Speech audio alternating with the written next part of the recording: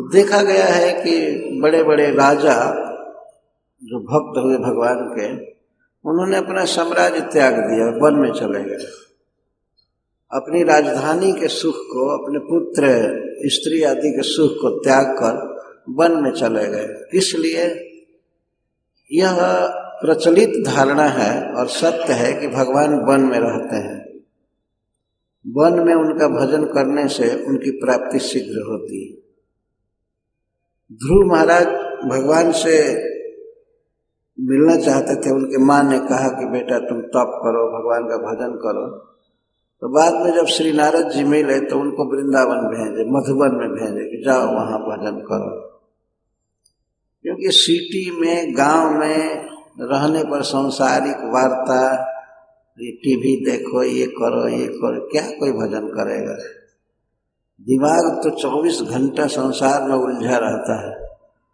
कोई कृष्ण का स्मरण कैसे कर सकता है? बहुत कठिन है। इसीलिए कृष्ण को पाने की लालसा से बड़े बड़े लोग अपना राज्य छोड़ दिए। जैसे राजर्षि भरत अपना अखंड भूमंडल का राज्य छोड़ करके वन में चले गए। और हमारे परंपरा के आचार्यगण जैसे श्रीपाद रूप गोस्वामी, श्रीपाद सनातन गोस्वामी और श्रीपाद रघुनाथ दास गोस्वामी आदि, ये बड़े बड़े वैष्णव सिरमौर बहुत धनी पद पर थे वे लोग। रूप गोस्वामी और सनातन गोस्वामी बंगाल के राजा के महामंत्री थे। इनको बहुत वेतन मिलता था। और रघुनाथ दास गोस्वामी बहुत बड़े जमींदार के पुत्र थे बंगाल में। लेकिन भगवान चैतन्य महाप्रभु की कृपा पाने के लिए, कृष्ण का चरण कमल पाने के लिए इन्होंने छोड़ दिया सब कुछ। रघुनाथ दास गोस्वामी छोड़ दिए अपनी नवविवाहिता पत्नी को, उससे बात भी नहीं किए, भाग गए रात को उठ करके और जगन्नाथपुरी चले गए। वहां पर भगवान चैतन्य महाप्रभु रहते थे। और इतना बड़ा धनी व्यक्ति का लड़का जा करके जगन्नाथपुरी में क्या खा रहा था।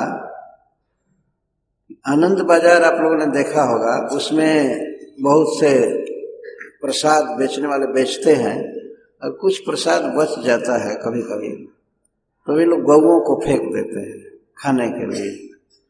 गौएं भी जिसको नहीं खाती हैं वो प्रसाद कभी कभी नाली में बहता है, कभी कुछ।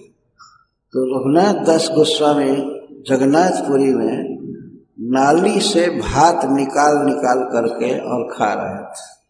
इतना बड़ा वैराग्य। भगवान चैतन्य महाप्रभु ने जब सुना कि रघुनाथ ऐसे रह रहा है तो उनका चित्त बिल्कुल द्रवित हो गया। लेकिन फिर भी बहुत प्रसन्न थे कि इस तरह का वैराग्य।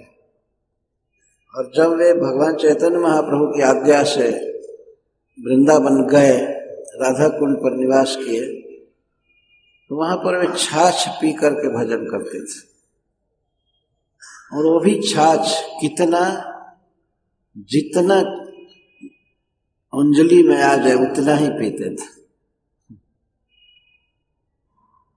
और निरंतर 1 लाख जप करते थे, 1000 प्रणाम करते थे भगवान को, और 200 वैष्णवों को दंडवत प्रणाम करते थे। प्रतिदिन का इनका नियम था। 1000 दंडवत प्रणाम भगवान गिरिराज जी को करते थे और 1 लाख जप करते थे। सोते बिल्कुल नहीं थे।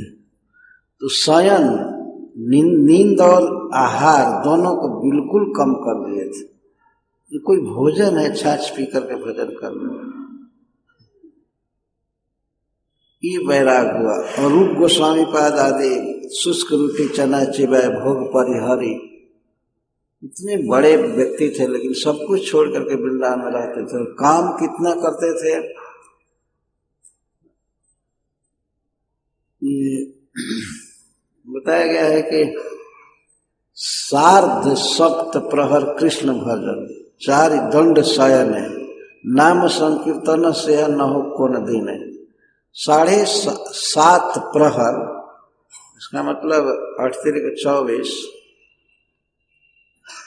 23.5 घंटा ये भजन करते थे।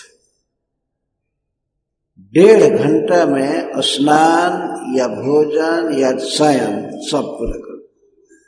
और किसी किसी दिन नाम कीर्तन का ऐसा आवेश होता था जप का कि वो भी नहीं करते थे, खाते भी नहीं थे, सोते भी नहीं थे। इस तरह का भजन चैतन्य चरितामृत में लिखा गया है। और जब कोई महानुभाव वृंदावन से जाता था बंगाल उड़ीसा जगन्नाथपुरी धाम, तो चैतन्य महाप्रभु पूछते थे कैसे सनातन रह रहे हैं, कैसे रूप गोस्वामी रह रहे हैं।